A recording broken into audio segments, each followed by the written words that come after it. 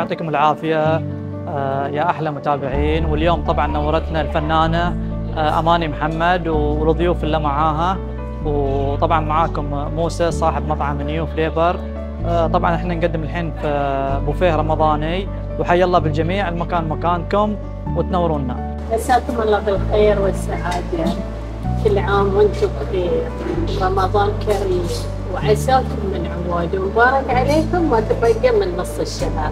اليوم احنا جايين نتفطر في مطعم نيو فليفر، صراحة ما قصروا أولا على حسن الضيافة والاستقبال، المعاملة الحلوة، يعني انت قاعد تحس انك كأنك في بيتك، بالإضافة إلى الأكل الشعبي، أكلات شعبية حلوة، كل وجبة أحلى من الثانية بصراحة. والسعر ما بقول لك السعر بس خيالي، تواصلوا معاهم وهم بيقولوا لكم مشكورين وما قصروا.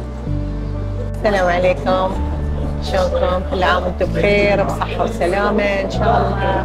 مبارك عليكم الشهر، نص الشهر اللي راح علينا وعليكم إن شاء الله.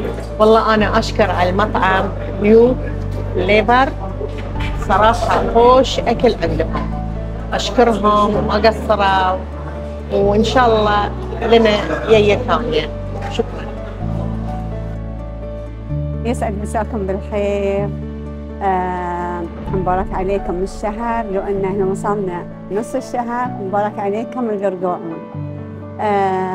اليوم جايين في ضيافة أهل سيهات نحتفل وياهم بالقرقوعون، ويانا وصلنا على الفطور، فعندنا ضيافة من مطعم نيو فليفر.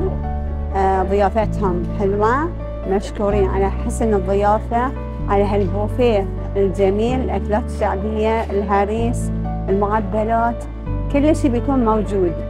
فشكرا لإدارة المطعم على هالضيافة، وشكرا أهل سيهات على هالاستقبال الجميل لنا، وإن شاء الله نشارككم في أفراحكم أفراحكم. مساكم الله بالخير، مبارك عليكم الشهر. طبعا احنا اليوم في نيو فليفر، طبعا ما قصروا، يعطيهم ألف عافية، مباركين بالمولد.